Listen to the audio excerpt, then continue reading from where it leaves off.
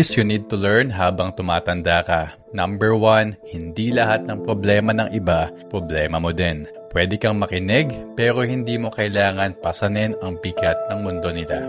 Number 2, hindi mo kailangan ipaliwanag lahat ng desisyon mo. You are not obligated to explain yourself sa mga taong hindi nakakaintindi ng pinagdaanan mo. Number 3, learn how to say no.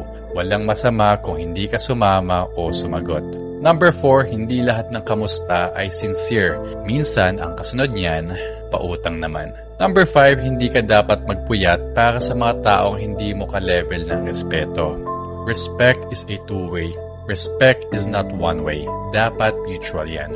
Number 6, you are not supposed to be available 24/7. Hindi ka emergency hotline. Number 7, hindi lahat ng issue o away dapat pinapatulan.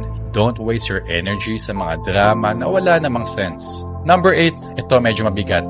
Family or not, hindi mo kailangan tiisin kung toxic na. Minsan, stepping back is the best way to protect your peace.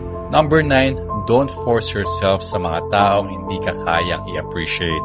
Huwag kang marupok, hindi ka pa nakibutas. At number 10, panghuli, hindi mo kailangan ipagpalit ang mental health mo para lang mapasaya ang iba. Always remember, ang boundaries ay hindi pader na nagtutulak palayo. This is how you protect your peace, your self-respect, and your well-being. At habang tumatanda ka, mas lalo mong maiintindihan, hindi selfish ang magmahal sa sarili. It is a necessity.